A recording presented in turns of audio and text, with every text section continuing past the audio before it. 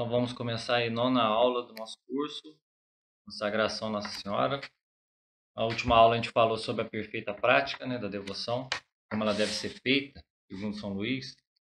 Temos aqui mais ou menos as condições pelas quais ela se baseia, que é a boa e reta intenção de só agradar a Deus, que ela seja feita com atenção, devoção, modéstia, etc. Falamos bastante do batismo, que a gente tem que ter em mente que essa consagração é uma renovação dos votos batismais e que, pelo fato da gente não se lembrar disso, muitas das vezes a nossa devoção é falha, acarretando aí problemas aí espirituais que, de certa maneira, prejudicam até a própria igreja, E hoje a gente vai tratar um pouco da finalidade de tudo isso. Afinal de contas, para que a gente quer se consagrar? Afinal de contas, qual a finalidade da vida humana? E, como a gente já falou várias vezes, a finalidade da vida humana é uma só, é a santidade, E a salvação é o quê? É a garantia de que você vai conquistar essa santidade. Às vezes você vai conquistar ela em alguns casos, Menos casos, Menos, mais raro. Você vai conquistar essa santidade, essa salvação santa em sua vida terrestre, mas na maioria dos casos a santidade vai ser apenas conquistada após a morte, Não às vezes no momento da morte, mas depois da morte, na passagem pelo purgatório, onde as nossas imperfeições vão ser dilapidadas e a gente vai poder chegar aos céus, a finalidade da nossa existência, Por que Deus criou todos nós?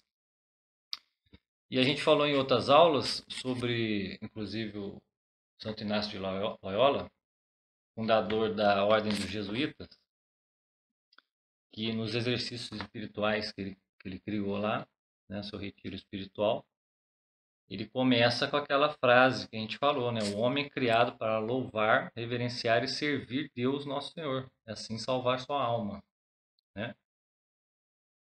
E a gente salientou o fato dele falar que o homem é criado, não que o homem foi criado. Se o homem apenas tivesse sido criado como todas as coisas e Deus deixasse a criação correr livremente, sem tocar, sem agir dentro dela, seria mais ou menos um mundo aí newtoniano, o mundo da ciência moderna, que diz que todas as coisas funcionam segundo leis rígidas e pré-estabelecidas. Existem leis, realmente, mas inclusive essas leis elas são regidas por Deus, Deus é Ele que rege todas essas leis. Essas leis não existem por si só, E hoje em dia o homem moderno ele tem uma ideia, uma cosmovisão de que as coisas elas existem por si mesmas, as leis do universo, as leis físicas, etc. e tal. Não é o caso nosso aqui, católico, que a gente crê que Deus cria todas as coisas a todo instante, a todo momento. Que sem Ele estar ali sustentando todas essas coisas, elas sequer teriam existência, elas deixariam de existir automaticamente. E é isso que na frase do Santo Inácio a gente percebe. Então a gente pode falar junto com ele que nós somos recriados a todo instante.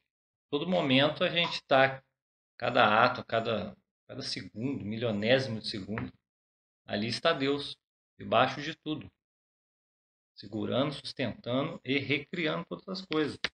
Você pode ver naquelas imagens do Menino Jesus, onde ele tem umas imagens que o Menino Jesus segura o globo terrestre. São um simbolismo para mostrar que Deus está no controle de tudo. E que nós somos o quê? Apenas como se fossem formiguinhas, coisinhas minúsculas na mão de Deus. Não somos nada. Ao contrário do que nós pensamos, que nós somos alguma coisa, não somos nada. E Deus tem total domínio sobre nós,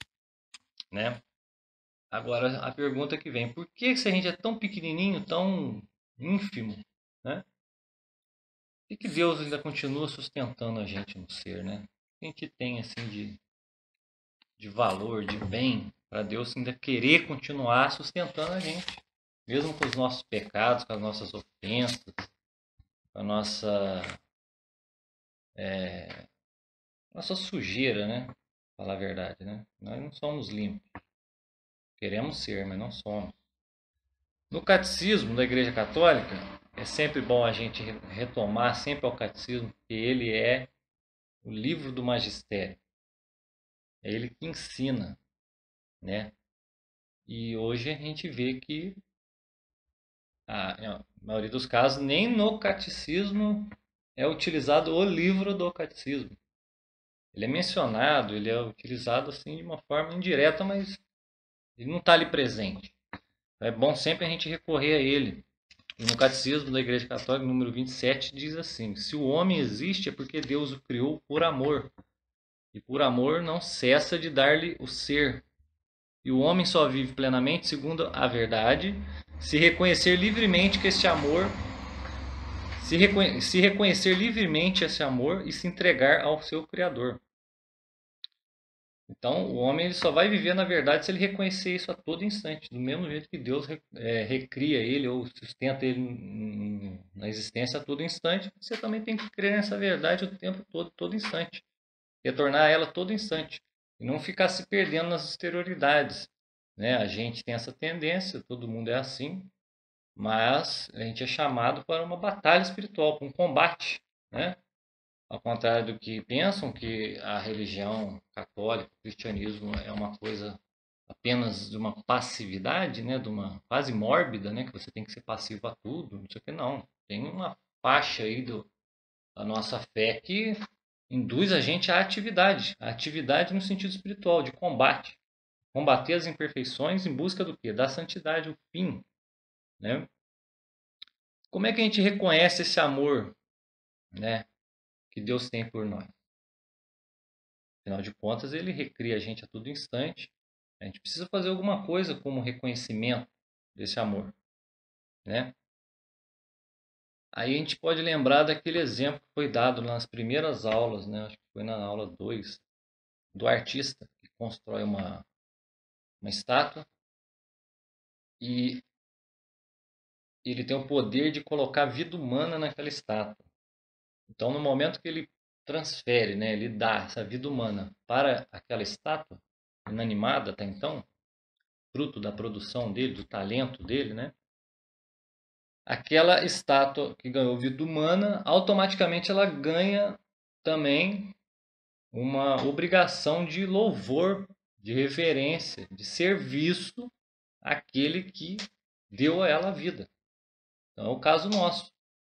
Nós somos criados a todo instante por Deus e automaticamente a gente adquire uma dívida. É por isso que no Pai Nosso, antigamente, a gente, um dos pedidos era perdoai nossas dívidas, assim como nós perdoamos nossos devedores, que é um termo muito mais amplo do que ofensa. Foi trocado isso, né? Não vale a pena aqui tocar nas circunstâncias, mas foi trocado. A gente costumou a falar, não, perdoai nossas ofensas, só que o termo ofensa aqui, ele tem uma significância um pouco inferior em relação à dívida, porque a dívida já indica que você já, antes de você cometer uma ofensa, você já tem uma dívida a pagar com Deus. E a dívida é essa, você existir como ente humano e espiritual, né? Então, você tem que ter o louvor, a reverência e o serviço como o quê? O resumo da vida espiritual do cristão. Isso é a vida espiritual do cristão. É você louvar, reverenciar e servir a Deus. Não é os homens, a sociedade, né, as políticas públicas. Não é isso que você tem que servir. Você tem que servir a Deus a todo instante. E essas outras coisas vão ser servidas na medida em que você sirva a Deus. Se você servir essas coisas em nome dessas coisas e não em nome de Deus, você não está agindo como cristão. Está agindo como cidadãozinho ali da nova ordem mundial. Cidadãozinho aí dos governos totalitários. Que querem a todo custo esterilizar a fé cristã, porque sabe que a fé cristã está baseada na coragem, no enfrentamento, no combate, na virilidade do ser humano. Que ele é passivo ao sofrimento na medida em que ele sofre por Cristo. Mas ele não pode ser passivo ao mundo, ao diabo, à carne, que são os três inimigos que a gente já tocou aqui no assunto. Então, o resumo da nossa vida como cristão é isso: louvar, reverenciar e servir a Deus, e não aos homens, ao mundo, ao diabo. Aí você vê, o homem, ele tem dentro dele uma espécie de desejo, né, por aquilo que é bom, né? Pior dos sujeitos, ele sempre quer algo porque aquele algo é bom para ele, é um bem para ele. O bandido vai lá assaltar um banco, sei lá, assaltar uma casa, ele tem em vista um bem para ele, apesar de ele usar meios que não são bons, mas ele tem em vista de um bem, ele quer aquele dinheiro para fazer uma outra coisa com aquele dinheiro, conquistar um outro bem com aquele dinheiro, ele quer roubar, né? Do jeito que assassina também, né? Ele assassina para poder adquirir algum bem. Todo ser humano corre atrás de um bem. Porém, a nossa vontade, nosso querer, ele busca o bem, mas ele é feito para buscar um bem infinito. Ele não é feito para buscar bens finitos, apesar dele buscar bens finitos, porque buscando os bens finitos você supre uma necessidade natural, né? Mas a gente não pode viver só baseado nos bens finitos, condicionando a nossa vontade a buscá-los. Por quê? Porque a nossa vontade ela é feita para ser saciada por um bem infinito. Todo bem finito que a nossa vontade busca não é capaz de saciá-la completamente. Você quer ter R$ 1.000 por mês para gastar. Quando você consegue aqueles R$ 1.000 por mês para gastar, em pouco tempo você quer ter R$ 2.000 por mês para gastar. Você deseja namorar aquela menina porque ela é bonita. A partir do momento que você vai lá e conquista ela, passado algum tempo, você quer namorar uma outra ali que passou que é mais bonita ainda. Então, quer dizer, a sua vontade está sempre buscando um bem apetecível, algo que apetece, que agrada, que sacia, que satisfaz. Isso é a nossa vontade. Porém, a vontade humana, ela não se sacia pelos esses bens finitos, por quê? Porque ela é condicionada para se satisfazer, para se realizar no bem infinito. O objeto da vontade humana é o bem universal, o bem sem medidas. O objeto da inteligência é a verdade universal.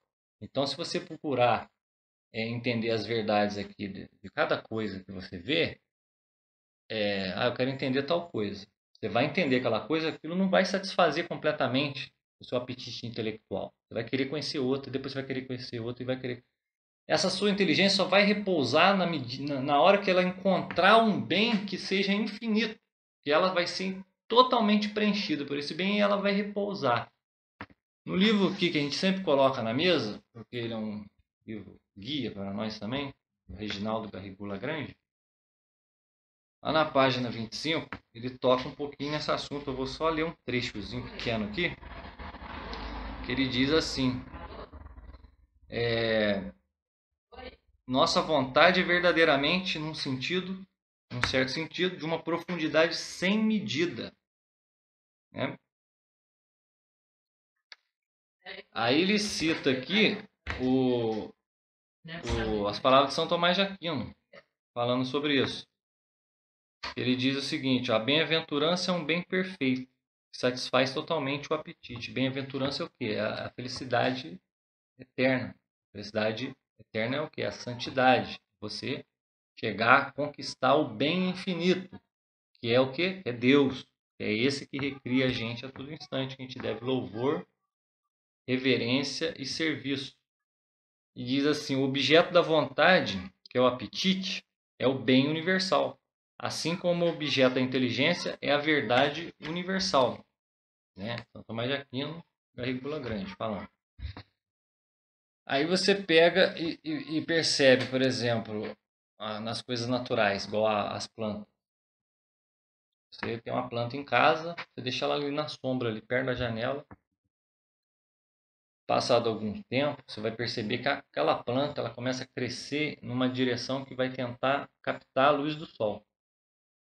Porque a luz do sol é um bem para ela fundamental. Esse movimento aí é chamado de heliotropismo, que é o movimento das plantas, né, dos vegetais em direção ao sol, que é a fonte de bem, fonte de vida para eles. O que é heliotropismo? Heliotropismo é a mistura de duas palavras. Hélio, que significa propriamente sol, né? E tropismo é movimento. Então, é um movimento em direção ao sol. Heliotropismo, no caso das plantas, dos vegetais. Né? O ser humano, quando ele está num estado de normalidade, ele faz o quê? Ele tende a um teotropismo, que é um movimento em direção a Deus. Enquanto o homem está nesse teotropismo, né? Um movimento em busca de Deus a todo instante, a todo momento, do mesmo jeito que Deus recria e sustenta ele na realidade o tempo inteiro, ele está no caminho certo. Não importa se ele vai ter dificuldades, se ele vai errar, se ele está no caminho certo. Né? Então, nós, aqui tentando ser consagrados a Nossa Senhora, nós estamos entrando numa linha dessa. Nós, sendo católicos, nós estamos entrando numa linha dessa. De procurar o quê? O bem que vai saciar o nosso desejo de infinito. Né? A nossa vontade quer se satisfazer infinitamente, mas para isso ela precisa de um bem infinito. Os tomistas, né, aqueles que seguem a São Tomás de Aquino, eles sempre falam que em si mesmo a vontade humana ela é finita. Né? Por quê? Porque ela está num indivíduo, numa criatura. A criatura é coisas finitas. Mas em relação ao objeto que vai satisfazer essa vontade, ou a inteligência também, no mesmo caso, é infinito. Então, a nossa vontade em relação ao bem que ela procura, bem que vai satisfazer ela é infinita. Então, aí você olha para o mundo hoje, assim, há algum tempo, como é que as pessoas lutam, brigam e correm atrás de coisas efêmeras, coisas finitas, coisas passageiras, figurinhas, né, do mundo, para satisfazer uma vontade que foi construída, foi criada e é recriada a todo instante para se satisfazer num bem infinito. E o que é essa desordem, né? Porque é uma desordem você ter uma vontade que só vai se saciar no bem infinito, caçando a todo custo satisfação nos bens finitos, que é uma desordem. E o que é essa desordem? É o pecado. O pecado é o desejo do infinito, só que voltado para as criaturas. Cada vez que você deseja as criaturas por si mesmas, está cometendo um pecado. Você está trocando o Criador pelas criaturas. Entende? Então, o desejo do infinito voltado para as criaturas é o que nós sempre chamamos aí de pecado. A gente falou que, por exemplo, um homem rico, ele tem uma fortuna lá de R$ 1 milhão. Daqui a pouco, ele acostumou com aqueles R$ 1 milhão, ele quer ter 2. Daqui a pouco ele acostumou com 2, quer ter 3. E assim vai aumentando a gula dele pelos bens finitos. Né? Isso daí é como construir a felicidade em cima da areia. O Cristo fala, quando for construir a sua casa, ou seja, quando for construir a sua personalidade total, a sua personalidade espiritual, que você construa sobre a rocha, sobre fundamentos sólidos. Né? Então, direcione aí seu desejo, a sua vontade para o infinito. Direcione aí seu intelecto, a sua inteligência para entender as coisas do infinito, para que a sua inteligência se sacie completamente do bem, da verdade universal, e a sua vontade se sacie completamente no bem universal. E as outras coisas elas vão se virando aí. Né? Então a gente não pode construir nossa personalidade, nosso ser espiritual, né? A nossa vida espiritual sobre a areia. Porque o homem só vai encontrar a sua felicidade de fato em Deus, né? Que é o ser infinito. Então, você vê, as pessoas que vão para o inferno, basicamente são o quê? São aqueles que direcionaram a sua vontade, a sua inteligência aos bens finitos, às coisas efêmeras e passageiras. Então, no momento da morte, que eles não podem fazer mais nada, eles aqueles bens infinitos, finitos deixam de existir. Só sobrou o bem infinito, mas a sua vontade não foi condicionada a ele, né? Então você mesmo se coloca no inferno, não é Deus que vai lá e vira as costas para você e fala: "Não quero, você não me serviu". Não, você mesmo, aquela alma mesmo, ela ficou toda fundamentada nos bens finitos. É você que tem, é a sua liberdade, é. Então, a sua liberdade pode ser a que se condiciona aos bens finitos ou ao bem infinito, que é Deus. Você imagina assim, baseado nisso que o Santo Inácio fala do louvor, da reverência e do serviço. Você imagina lá, você com uma vela que está do lado do sacrário. Entende aquelas velinhas lá do lado do sacrário? Se uma vela daquela pudesse ter a consciência, uma consciência igual a gente tem, da existência dela, certo? Ela ia se consumir ali completamente e ia se consumir com orgulho, com satisfação, né, como se estivesse cumprindo um dever. Olha, eu estou aqui do lado de Deus, aqui dentro do sacrário. Eu vou me consumir até o final, por vontade própria, e minha existência vai ter um valor muito melhor do que se eu fosse acendido ali em qualquer outra ocasião, né? Então aquela velhinha ali, se ela pudesse ter a consciência nossa, ela ia arder até o fim, até se extinguir com maior satisfação. Por quê? Porque ela está fazendo aquilo em prol da divindade, do bem infinito, que está ali do lado, que é o Santíssimo Sacramento. Mas o que o Santo Inácio fala realmente sobre cada uma dessas três coisas, né? O louvor, a reverência e o serviço. Louvor. O que é o louvor? Louvor é um conhecimento elevado dos atributos divinos. E conhecimento é o quê? É um ato da inteligência. Então começa por aí. Ao dar louvor a Deus, você está tendo uma ação intelectual, um reconhecimento, um conhecimento.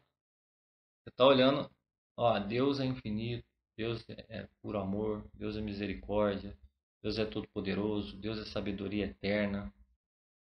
E Ele me criou e me cria a todo instante. Então, esse ato de inteligência, você conhece essa verdade, né? Através desse ato você está prestando louvor a Deus, você está reconhecendo que é Ele que é o autor de todas as coisas, inclusive de você. Então começa tudo, né, pela ideia de Santo Inácio, começa tudo por um ato da inteligência. Então começa com tudo que a gente vai fazer, vai ter que começar por um ato da inteligência. Ó. Cada detalhe da vida, cada coisa, cada interpretação sobre qualquer fato é o que? Uma interpretação que deve incorrer um louvor a Deus. Né? Perceber de forma elevada as qualidades, os atributos divinos. Inclusive em situações como essa que nós estamos vivendo aí, de esse caos todo que a gente está vivendo. Até nisso a gente tem que olhar com louvor a Deus. Né? Segundo, a reverência. A reverência é o quê? Uma espécie de submissão total a Deus. Você prestar reverência a Deus é você se submeter completamente à palavra e a palavra dele, aos mandamentos dele, aos ensinamentos dele. Isso é o quê? É um ato do quê? É um ato da vontade. Então, se o louvor é um ato do intelecto, da inteligência, a reverência é um ato da vontade. Então, você, ao conhecer aquela verdade, uma verdade relativa a Deus, que Ele é o Criador, etc. e tal, você se submete a Ele. né? Como diz Platão, verdade conhecida é verdade obedecida. Então você conheceu ali, poxa, isso aqui é uma verdade, isso aqui é real, isso aqui é Deus. Então você se submete a Ele completamente, né? Inteiramente, à vontade divina. E você vai ter que aceitar que tudo que acontece para você, inclusive as coisas ruins, as contrariedades, tudo você vai ter que aceitar, porque tudo isso é vontade de Deus. E a sua vontade tem que coadunar com a dele. Através do quê? Através da reverência, né? Mas a reverência só pode acontecer se você tiver antes o louvor. Ou seja, o ato da inteligência que convida a vontade a agir conforme aquela verdade que a inteligência concebeu. Por fim, depois de você ter concebido uma verdade, tratado ela, dado certo louvor a Deus, feito uma submissão da sua vontade a Ele, através da reverência, aí sim você vai prestar um bom serviço a Deus. Né? O que é o bom serviço? É a produção de obra, os frutos. Frutos bons vão vindo da árvore boa. A árvore boa é aquela que louva e reverencia a Deus em tudo, primeiramente. Né? E tem que condizer com esses dois atos anteriores, né? E você, igual a gente anda falando aqui, um ato bom, um ato bom, né? Agora a intenção do ato bom, ela vai fazer diferença para você, não para quem recebeu o ato bom. Uma esmola que você dá para o mendigo, né? Você dá 10 reais ali para o mendigo. Você deu para ele querendo, sei lá, fazer justiça social. Ou se você deu para ele querendo agradar a Cristo, como se você estivesse dando para Cristo, para o mendigo dá na mesma. 10 reais do mesmo jeito. É a mesma nota, o mesmo valor. Entendeu? Mas para você, isso muda radicalmente. Por quê? Porque você está fazendo um serviço ao bem sem louvor, sem reverência. Aquele que te recria e cria, recria e cria a todo instante, que é Deus. Então, você louvando, reverenciando e servindo a Deus, o que você vai ter em troca da parte dele? Vai ter em troca da parte dele a salvação da sua alma. É isso que você vai ter em troca. O seu salário, vamos dizer assim, por prestar serviço a Deus, é simplesmente a sua salvação. Não tem outra coisa para você receber de Deus. Né? Você não vai receber dinheiro, alegrias mundanas, né? Felicidade terrena, isso aí não importa. O que importa para o católico, para o cristão, é a salvação da alma. E o que significa a salvação da alma? É você ver Deus face a face no céu. Ter a eterna bem-aventurança no céu. É isso que o ser humano tem que temer. Ele tem que temer o fato de ele poder perder esse bem universal, né? Perder essa verdade universal por causa de uma vida que às vezes ele vive errada. Uma vida onde ele não presta nem louvor, nem reverência e nem serve a Deus. E hoje as pessoas têm medo do quê? Tem medo de um vírus, tem medo sei lá, de ficar pobre, tem medo de ser mal visto na rua, de ser esquecido, de não ser chamado para sentar no banco da frente. Isso tudo vai contra a humildade. A pessoa tem medo de ter medo, mas não tem medo de perder. A humildade, o nosso tempo. É o início. A pessoa não tem medo de perder a amizade com Deus, perder Deus face a face no céu. Ela tem medo de outras coisas, de coisas o quê? Coisas efêmeras, finitas, passageiras, e a vontade dela fica agarrada naquelas coisas. Então a vontade dela nunca se sacia de nada. E é o que vai acontecer com as almas do inferno. Elas vão ficar privadas de todo e qualquer bem. A gente aqui pode viver uma vida devassa, uma vida anti-Deus aqui na Terra, mas aí você ainda continua respirando, comendo, existindo. Tudo isso é bem, são bens. Agora você imagina você privado de todo o bem. Privado de todo o bem é privado de Deus. Privou de Deus é o quê? Inferno. Né? E a plenitude da vida cristã, como ensina o catecismo, é o quê? A caridade. Mas o que é caridade? Caridade é um tipo de amor muito mais elevado do que o amor humano. Né? Porque os seres humanos, por natureza, eles amam. Eles amam, ele tem vontade. Quem tem vontade é capaz de amar. Mas a caridade, como fala lá no Evangelho, como é ensinado na igreja, a caridade é um amor sobrenatural, extraordinário. E a igreja ensina que a caridade é o quê? É a plenitude da vida cristã, é a perfeição. É para isso que você existe, para amar. Mas amar o quê? Amar o bem infinito. Em todos os momentos, não é só amar ele abstratamente, não. Você pegar e fazer uma declaração, né? Olha, eu amo a Deus. Sim, tá bom. Todos nós, né? Todo mundo acredita, nós acreditamos em você. Mas você acredita nisso? Você ama de fato? É, o que diz lá no catecismo, né, da Igreja Católica em relação a isso? A busca da santidade, né, a perfeição da vida cristã, que é a santidade, né, através da caridade. Lá diz assim no número 2013: todos os fiéis cristãos de qualquer estado ou ordem são chamados à plenitude da vida cristã e à perfeição da caridade. Todos são chamados à santidade. Deveis ser perfeitos como vosso Pai Celeste é perfeito. Como você vai ser perfeito? Primeiro, é muito difícil. Segundo, depende da graça. Naturalmente, você não vai conseguir ser perfeito pelas suas próprias forças. Mas você tem que fazer alguma coisa.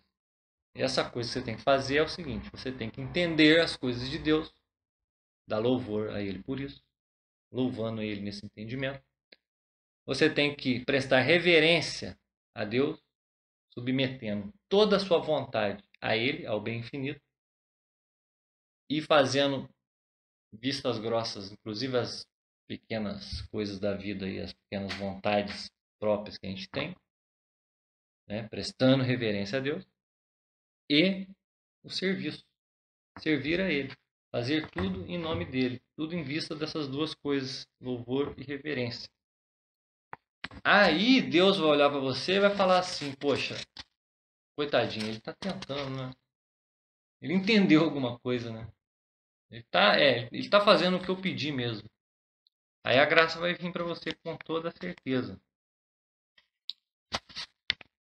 Porém, a gente tem que entender, ao contrário do que todo mundo está pensando hoje em dia, que pensa que ser católico ou ser cristão é viver num resort, né? Viver numa sauna, num spa, tá tudo bem, tudo legal, todo mundo me abraça, todo mundo me ama, eu me sinto bem, caramba, que bem-estar, como é bom, né? Ser católico.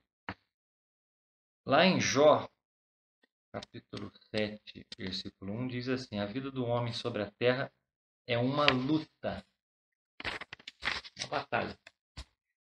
Não tem nada de spa, piscina e suco de laranja. É uma luta. Luta. Entende? E nós estamos vivendo o tempo todo em estado de prova. Provação. Né? Não é que Deus precisa ver o que você vai fazer. Ele sabe o que você vai fazer. Mas você precisa ver o que você vai fazer. A prova é para você, não é para Deus. Né? Ele vai provar você. Não é para ele saber alguma coisa que ele não sabe. É para você saber uma coisa que você não sabe. É como um aluno que vai para a escola, estuda e depois ele tem um exame para fazer. Porque o professor quer ver o que ele aprendeu. Nesse caso, o professor que é Deus, ele não precisa ver o que você aprendeu, porque ele sabe. Ele sabe exatamente cada um de nós, já falei na primeira aula. Ele sabe cada um de nós que quem vai para o inferno e quem não vai. Ele sabe. Mas quem vai e quem não vai é por escolha própria, não é por causa de um decreto dele, é por escolha própria. É por isso que nós podemos nos considerar como se estivesse numa guerra, como se a gente fosse soldado de Cristo. Soldados mesmo, lutando por ele, pela glória dele, pelo louvor a ele, reverência e o serviço a ele. E essa luta é um serviço, né? E hoje a gente tem que lutar contra o quê? As potestades que estão em todo lugar. Como diz o apóstolo lá, né? Nossa luta não é provavelmente contra a carne e o sangue, mas contra os espíritos malignos e as potestades que estão espalhadas pelos ares. Olha que ironia, né? Espalhados pelos ares, né? Ainda fala tanto aí de vírus e não sei o quê. Aí, ó. Tem coisa pior que está espalhada pelos ares do que os vírus, minha gente. Muito pior. Muito mesmo. Um vírus desse daí pode ser ocasião de santidade pra gente. Entendeu? Imagina uma fila de fiéis falando assim, não, a gente quer participar da Santa Missa, não importa se a gente vai morrer, a gente vai ficar infectado, eu quero estar lá recebendo o corpo de Cristo. E você vai lá, se contamina e morre, você foi um Marte. Eu acredito nisso, você foi um Marte. Agora, ninguém é obrigado a isso. É questão da voluntariedade. A pessoa tem que querer aquilo, a pessoa tem que lutar pelo bem infinito, não interessa se ela vai perder algum bem infinito. Você vai servir a Deus, mas você não quer, sei lá, tropeçar e machucar o dedão do pé? Não, se for para servir a Deus, nós vamos tropeçar e machucar o dedão do pé. Se for botar a gente no Coliseu, a gente vai lá no Coliseu cantando glórias ao Senhor. Essa é a atitude do cristão desde os primeiros séculos. Coragem, fortaleza, virtudes cristãs, entendeu? Confiança em Deus. Não podemos perder isso. Não importa se você está se sentindo bem, se sentindo mal, se está agradando seus sentimentos, se não está agradando seus sentimentos, você tem que lutar. Tem que lutar pela verdade, né? E como a gente disse lá, o que atrapalha a gente nisso? São aqueles três inimigos da alma humana, que é a carne, né? Como diz São Luís lá, o nosso fundo de maldade, né? O diabo e o mundo. Você vê, lá no número 81, São Luís fala sobre o fundo de maldade. Ó. Não temos por herança senão o orgulho e a cegueira no espírito, o endurecimento no coração, a fraqueza e a inconstância na alma, a concupiscência, as paixões revoltadas e as doenças no corpo. Somos naturalmente mais orgulhosos que os pavões mais apegados à terra que os sapos, etc, etc, etc. Não temos em nosso fundo senão o vazio e o pecado. Não merecemos senão a ira de Deus e o inferno eterno. Pô, se a gente é desse jeito, por que a gente está com medo do mal físico ou corpóreo que pode nos atingir? Já existe um mal aí na gente muito pior do que esse, que é o mal de ser contrário a Deus. Né? Então nós temos que vencer esse primeiro inimigo nosso, que é o fundo de maldade. Esse fundo de maldade aqui é o que atrapalha mais a pessoa, muito mais do que o próprio demônio. Porque o demônio, olha lá, aqui que o São Luís fala, ó, são finos ladrões, querem nos surpreender de improviso para nos roubar e nos despojar. Eles são muito espertos. Eles sabem como te botar medo, sabe como te colocar em dúvida, colocar sua vontade para buscar coisas finitas e esquecer do bem infinito. Coisas que não vão te desorientar. Vão, com certeza. O mundo, né? Já na época do São Luís, a coisa ali estava feia, né? Em relação à decadência dos costumes e tal. Mas, pô, 300 anos atrás. Imagina hoje como a coisa está mais podre, né? Aí ele fala lá, é difícil perseverar na justiça por causa da corrupção estranha do mundo. O mundo está tão corrompido que é quase inevitável serem os corações religiosos manchados, se não pela lama, pelo menos pela sua poeira. Né? Você vê que ele está falando inclusive dos religiosos, das pessoas que fizeram votos religiosos, sacerdotes, etc. Começam a temer coisas do mundão. Começam a temer males finitos, né? E não pensam nos males infinitos que ele pode cair futuramente. Né? Agora, para você combater esses inimigos, pelas suas próprias forças, não dá. Você não é capaz disso. Lá nos Atos dos Apóstolos, né? Acho que não é Atos dos Apóstolos, não. É carta aos Efésios. O apóstolo fala lá naquela hora que nós temos que nos revestir da armadura de Deus, né? Deixa eu ver se tem até aqui uma descrição dessa parte. Revestimos da armadura de Deus para que possais resistir às ciladas do demônio. Só assim que você vai resistir a essas forças, somente a do demônio. Tem que se revestir dessa armadura. Então ele fala lá, você tem que estar cingido da verdade. Cingido é o que? Coberto. Tem que se cobrir com o manto da verdade. Vestir a couraça da justiça, né, do reto agir. E os pés calçados de prontidão para anunciar o evangelho da paz. Prontidão, de devoção. O pé, justamente o lugar mais baixo, o lugar que sustenta tudo. O lugar onde estão seus sentimentos. Tudo você tem que entrar em prontidão, né? Entrar em estado de prontidão. Não ficar refém do vai e vem da vida. Ter aquela dureza no sentido de você construir as coisas sobre pedra. Firmeza, né? Abraçar, embraçar o escudo da fé, que é aquilo que vai te proteger dos ataques, é a fé. Então, todos os dados que vier do maligno, né, você vai se proteger com o escudo da fé.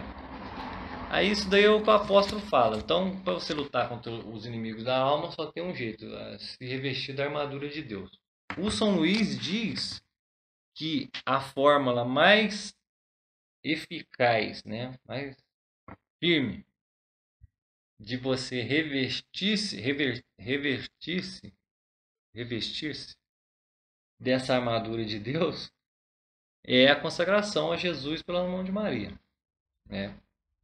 Por quê? Aí ele vai dando lá os argumentos. O primeiro deles, que é um caminho fácil, ou seja, não há muitos obstáculos nesse caminho de consagração. Apesar da gente falar que vai ser difícil, etc e tal, sem essa consagração seria 1000 vezes mais difícil, segundo São Luís. Aí você pode ver lá no tratado, acho que é número 152, ele fala assim, que pode chegar a ele, né, a Jesus, por outros caminhos, mas encontram-se muito mais cruzes e mortes estranhas. Quer dizer, quando você vê a vida dos santos, não é que os santos não tinham devoção à Virgem Maria. Eles tinham, claro, mas eles não estavam fazendo as coisas por Cristo pelas mãos dela, necessariamente, como nós estamos propondo aqui, como São Luís propõe, né? Eles meio que já iam para a cruz de Cristo. Ver a vida de São Francisco é o quê? Ele está pregado na cruz o tempo todo. Então é um método, é um meio de santidade muito, se vamos dizer, radical para a maioria das pessoas. Então, no caso aqui, esse caminho, segundo São Luís, é um caminho mais fácil, mais brando, mais acessível a todas as pessoas. Aí cito alguns exemplos de quem seguiu esse caminho.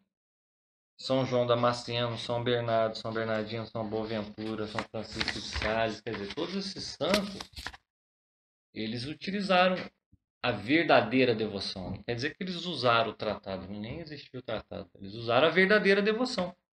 Tem aquelas características todas que a gente falou em outras aulas. Segundo argumento, é um caminho mais curto, né?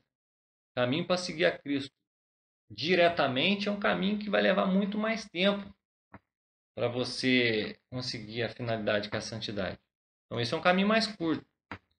Nele você vai poder marchar, vamos dizer assim, né? Marchar com muito mais alegria, com muito mais satisfação, vamos dizer, você pode falar isso, né? Então, o terceiro argumento que ele dá, o caminho é um caminho perfeito. Por que é um caminho perfeito? Porque foi o caminho que o próprio Cristo seguiu para se aproximar da gente. Como é que Cristo fez para chegar até nós? Ele, através de Maria Santíssima. Então, se ele fez isso para chegar a nós, nós fazendo isso para chegar a Ele vai ser o caminho mais perfeito. É o caminho que está imitando Ele. Entende? A nossa vida é imitar o Cristo. É se configurar a Ele. Aí o São Luís diz lá assim, ó. O Altíssimo desceu perfeito e divinamente até nós por meio da humilde Maria, sem nada perder de sua divindade e santidade. Então, ele veio até nós e não perdeu nada da divindade, da santidade dele, por ele ter vindo por uma criatura. Então, para a gente chegar até ele por uma criatura, também a gente não vai perder nada da divindade dele. Né? Ao contrário do que alguns acusadores da fé católica falam, que você está trocando Deus pelas criaturas, né? Porque idolatria é isso, é você prestar glórias às criaturas, né? E trocar o Criador pelas criaturas. No caso aqui não é isso, a gente já explicou muito, não precisa nem voltar nisso. Ele diz ainda mais, ó, o inacessível aproximou-se, uniu-se estreitamente, perfeitamente, até pessoalmente à nossa humanidade por meio de Maria. Então é o meio que ele usou e é o meio que a gente vai usar. Quarto argumento, ele fala o seguinte, é o caminho mais seguro. Caminho mais seguro. Porque é próprio da Virgem Maria conduzir-nos ao Cristo. Pertence à Santíssima Virgem, ele é próprio conduzir-nos a Jesus Cristo, como compete a Jesus conduzir-nos ao Pai Celestial. Então foi dado a ela o caráter de medianeira, né? Mediador de redenção é o Jesus Cristo, como a gente já disse. Mediador de intercessão é a Virgem Maria. Então, entre nós e Deus havia um abismo intransponível. Cristo veio, fez uma ponte entre nós e Deus.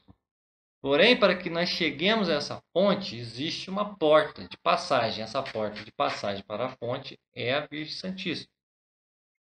Né? Aí eu vou até citar aqui mais uma coisa de São Luís, que é importante, que está no tratado, 164 o número. Quem quer possuir o fruto da vida, Jesus Cristo, deve ter a árvore da vida, que é Maria. Quem quiser ter em si a operação do Espírito Santo, deve ter sua esposa fiel e inseparável, Maria Santíssima, que o torna fértil e fecundo, como já dizemos.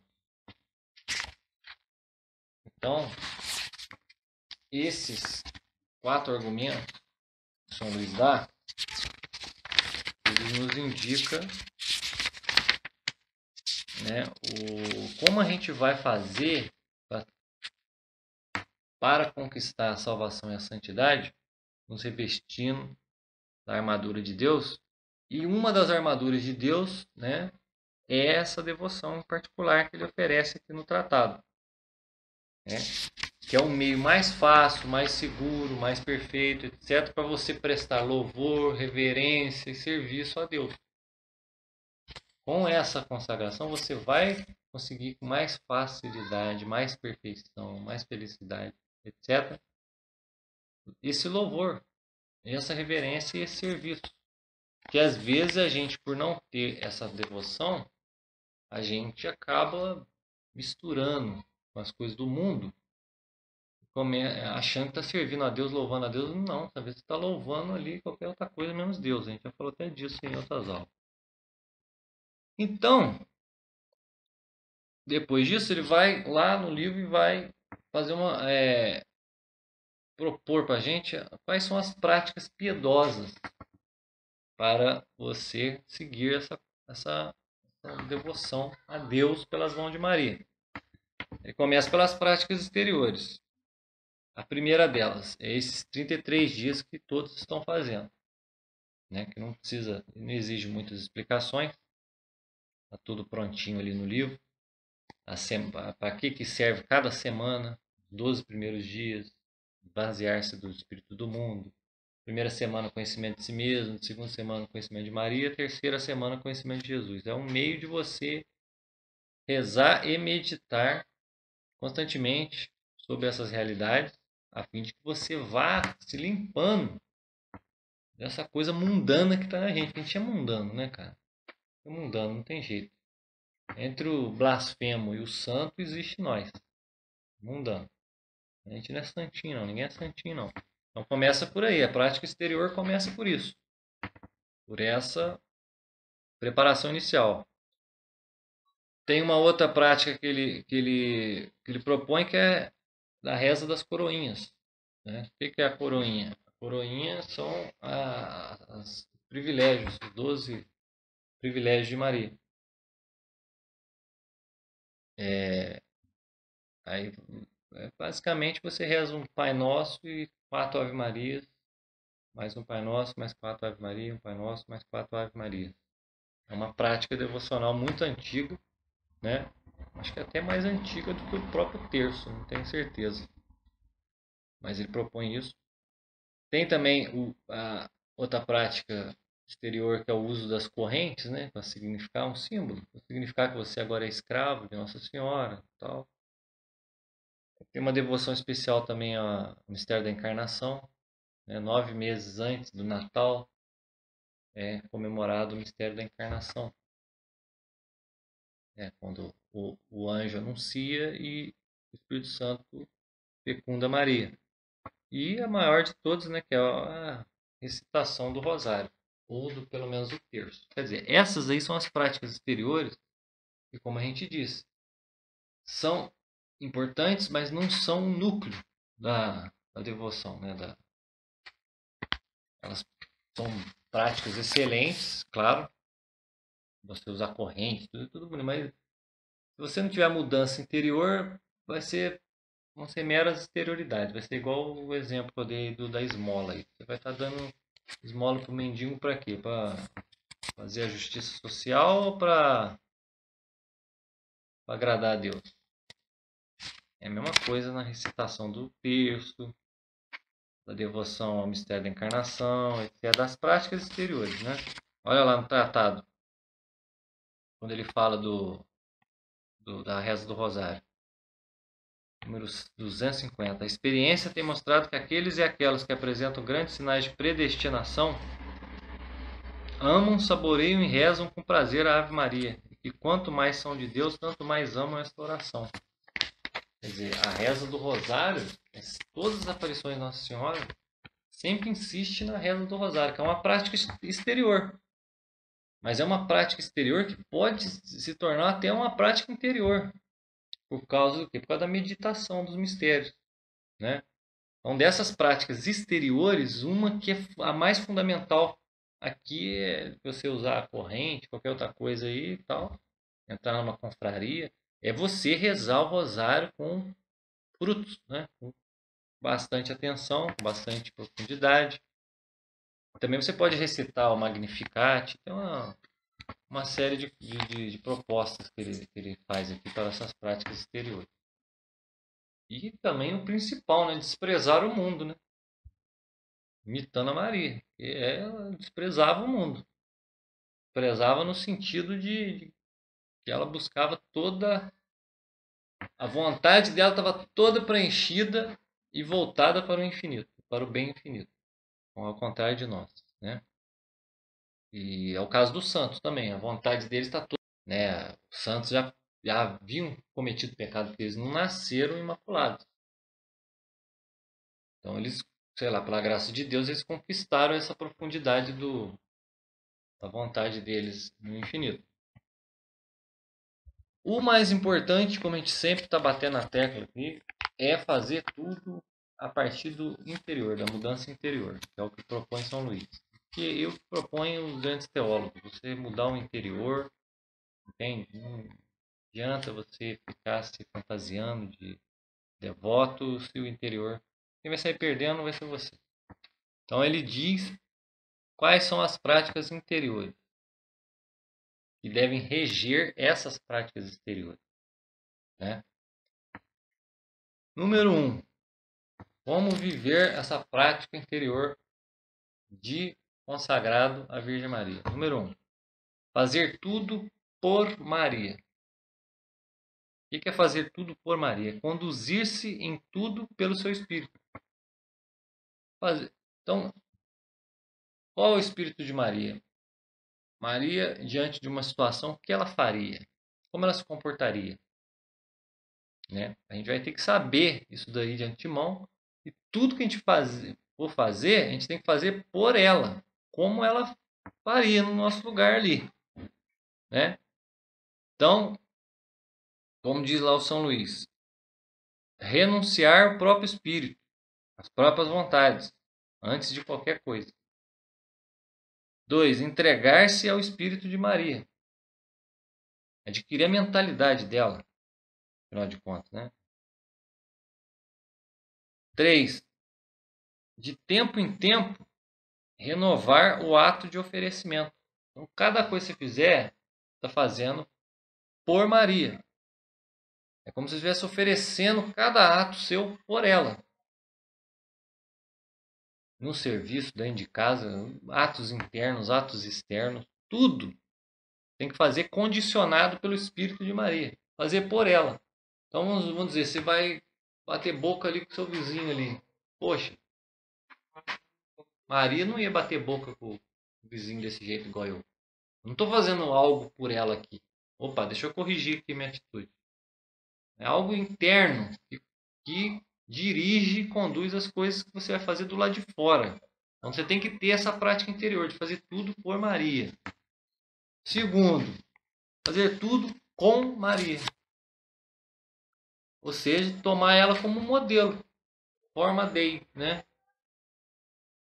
É como se, olha lá, em todas as ações olhar Maria como um modelo acabado de todas as virtudes e perfeições. Em cada ação consideremos como Maria a fez ou faria. É o que eu estava falando agora há pouco. Vai fazer tudo por Maria, no espírito de Maria, logo você vai fazer com Maria. Como ela faria, né? Aí você vai fazer isso como? Você vai ter que ter uma ideia clara de quais foram as virtudes que ela teve, né? A fé dela, a humildade dela, a pureza dela. Então, você vai ter que, sei lá, vai ter que fazer um exame de consciência bem grande para ver onde você falha em tudo isso, a fim de que você comece realmente a fazer as coisas com ela, revestido dela, né? Afinal de contas, você vai entrar no molde que é ela. Número 3, terceira coisa, fazer tudo em Maria. Por quê? Porque ela é o paraíso, o novo paraíso do novo Adão. Então é como se você vivesse dentro de um território novo. Esse território novo está lá dentro de você, é o interior, uma prática interior. Né? Você tem que morar dentro desse paraíso de Deus. Você tem que transformar o seu interior num novo Éden, que é a Virgem Maria. Ela tem que morar dentro de você, né? Para que o Espírito Santo fecunde esse paraíso e ali nasça o novo Adão. E é Jesus Cristo.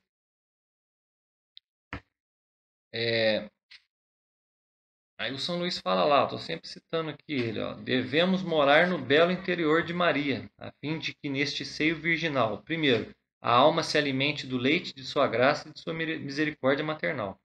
Segundo, fique livre de suas perturbações, de seus temores e de seus escrúpulos. O que é as perturbações e temores? São essas coisinhas da vida aí que o pessoal tenta aterrorizar a gente. São as preocupações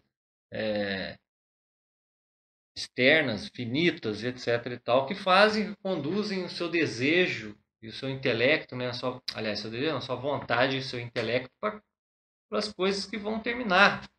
Como a gente disse no início. Morar no interior de Maria é você colocar seu intelecto, sua inteligência dentro do paraíso que é ela, para você poder buscar a satisfação infinita, que é a finalidade que Deus fez o ser humano, os seres espirituais, no caso o ser humano também. Né? E quarto, para que a alma fique formada em Jesus Cristo e Jesus Cristo nela. Então Jesus Cristo só vai nascer dentro de Maria. Se você não tiver dentro de você um paraíso imaculado, ela, dificilmente Cristo vai nascer dentro de você. Quarto, fazer tudo para Maria. Tomá-la como um fim próximo para alcançarmos o fim último. Então, tudo que você fizer, você vai fazer para ela. Como se fosse um empregado, um servidor, um escravo, né? É porque quando Hum. estudiava, era mesmo, era você. Ela não, ela ficou firme. A esperança até dela não morreu. E, Ela tinha plena certeza que Deus estava com ela. e ela ficou ali, Né? com certeza ela ficou ali conduzindo. Sim, Não é descrito nos evangelhos, nos atos ali, né? Muito sobre Maria, a ação dela entre os discípulos depois. Deve ter um motivo bem forte para isso, porque também ela podia ser confundida depois, posteriormente, com uma divindade também, né? Então, se Jesus é divindade, a mãe dele também é divindade. Podia, tudo isso a providência já colocou para que as coisas fossem assim, para que ela tivesse o momento dela, né? Ela tivesse o momento dela e o momento dela essa infinita humildade também era, né, tá escondido. Tá? também. Quanto mais você vai se afastando do epicentro, né, que é a encarnação e a morte e ressurreição de Jesus, historicamente você vai se afastando daquele centro do centro universal, né, centro da história, centro da existência da realidade, mais Maria parece que vai crescendo. Ela vai ser aquilo que envolve aquele epicentro, que é o Cristo, como ela envolveu ele no seu próprio ventre. Então nós estamos o quê? Se afastando daquele momento histórico onde o Cristo esteve aqui na Terra e morreu na cruz, onde o sangue dele foi derramado. Na medida que a gente se afasta desse momento histórico, desse tempo, Maria vai se tornando cada vez mais necessária para a gente retornar àquilo lá. Entendeu? É isso que aparenta ser que é a ideia do São Luís. No número 265 do tratado, sobre isso de fazer tudo para Maria, ele fala lá: não a tomemos, porém, como fim último de nosso serviço, que é somente Jesus Cristo, mas como fim próximo, intermédio misterioso e o meio mais fácil de chegar a ele. A exemplo de um bom servo, misterioso. A exemplo de um bom servo, é preciso que não fiquemos ociosos, e sim que, apoiados por sua proteção, empreendamos e realizamos grandes coisas para tão augusta soberana. Essa realização de grandes coisas é o serviço. Mas que serviço você vai prestar a Deus? Se você não presta louvor para Ele, como? Enxergando as verdades que Ele te mostra, né? Aí, as verdades que Ele te mostra através da igreja. E muitos fiéis hoje não creem na igreja. E muita gente que não é fiel da igreja não crê na igreja. Acha que a igreja é um absurdo criado. Crê em Jesus, mas não crê em igreja. E tem uns que creem em Deus, mas não creem em Jesus e não creem na igreja. E tem aqueles que não creem em nada, né? Tem aqueles que não creem em nada. Eles fazem um mosaico, né? Escolhe o que acreditar e no fim das heresia, contas, né? no fim das contas não acredita em nada. É escolha, né? Não tem a fé total, a fé católica, total, abrangente. Tem a fé ali num ponto ou outro nem da doutrina, um ponto ou outro daquilo que a pessoa foi capaz de compreender ou, sei lá, imaginou. Mas hoje assim, o número dos deístas é maior do que o número dos ateus. O ateísmo tem crescido, mas o número de pessoas que falam assim, não, Deus existe, claro que Deus existe. Mas igreja, o negócio aí foi criado pelo homem. Jesus, não, Jesus, olha só, gente. Jesus foi um homem muito valoroso, muito moralmente espetacular. Foi um herói, foi um revolucionário. Mas o negócio de falar que Jesus é Deus, isso daí já é coisa desses malucos da época medieval. Tem muita gente hoje que pensa desse jeito. Não Né? só agora, mas já. Faz tempo. Mas o pior não é esse pessoal, porque eles estão apartados da igreja, né? Nós teremos que ajudar eles a voltar. E para ajudar eles a voltar, você tem que o quê? Você tem que ter um argumento baseado na verdade. Tem que dizer as verdades para eles, para que se eles entenderem a verdade, a vontade deles seja convidada a amar aquela verdade e ele vai prestar o serviço. Porque o sujeito que entendeu, amou, ele não vai deixar de fazer uma obra. Qual é a obra muitas das vezes? A obra muitas das vezes é você sujeitar e ir lá e falar, eu vou voltar para a igreja. Eu vou confessar meus pecados. Eu vou procurar a Eucaristia. Eu vou fazer violência contra mim mesmo, contra as minhas paixões. Eu vou deixar de andar com certo tipo de gente, vou deixar de fazer certo tipo de coisa. Essa mudança é o quê? Faz parte do serviço a Deus. Você está servindo a Deus com essas atitudes. É, para entender mais de Deus, etc e tal, né? Tudo isso você está fazendo, tomando, assim, como referência o fim último. Fim último que é Deus. É só Ele que vai fazer você ser santo, você ser salvo. É por isso que a gente falou aqui do Santo Inácio, na questão do louvor, da reverência e do serviço. E isso coaduna com o método de consagração do São Luís aqui. Então, fazer tudo para Maria é fazer tudo como um escravo dela, escravo de Jesus Cristo, porque a finalidade não termina nela, termina nele.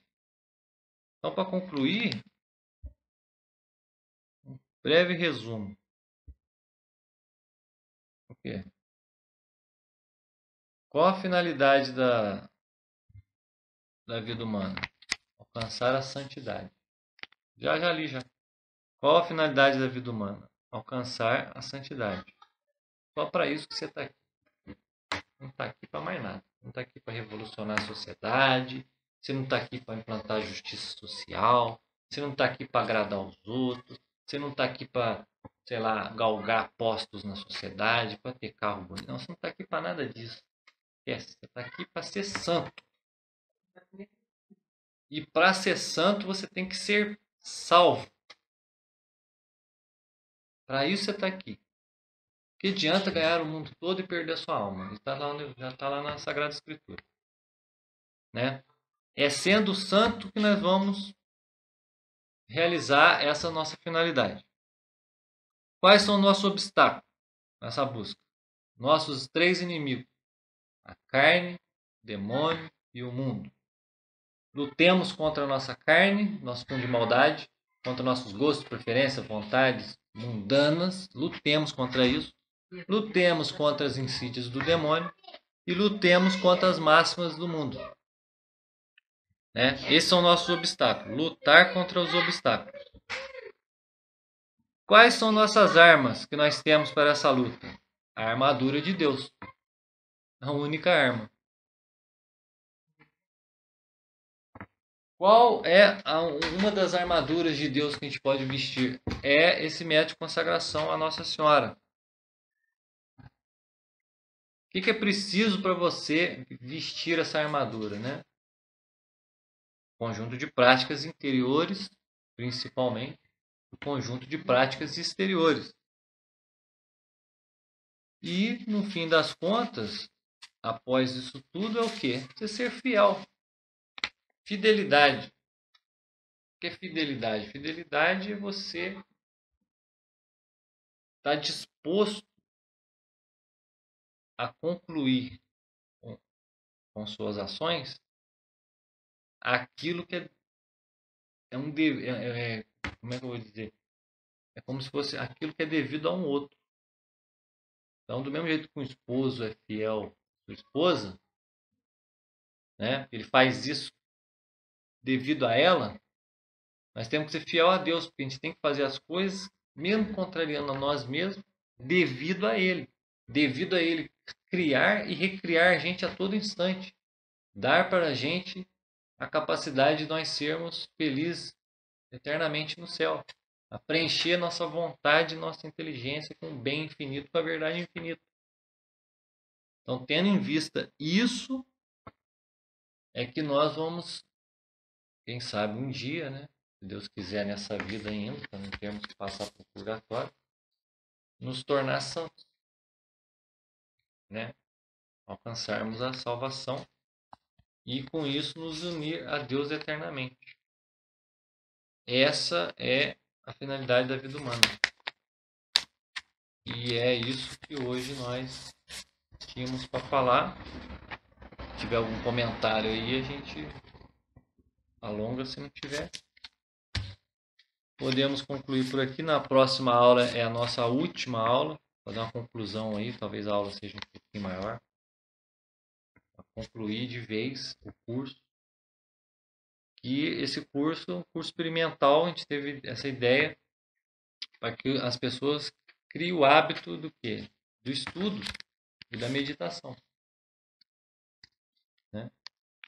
E sem o estudo e a meditação hoje, nós estamos reféns do mundo, do diabo e da carne, infelizmente, né? E se você não pode amar o que você não conhece. E hoje, como as pessoas conhecem pouco da fé, pouco das coisas de Deus, conhecem pouco. Não tem jeito. Então fica mais difícil amar certas realidades bem sutis que nós sequer concebemos. Então fica aí a aula concluída. E até a semana que vem, que é a nossa última aula. Abraço a todos. Salve Maria.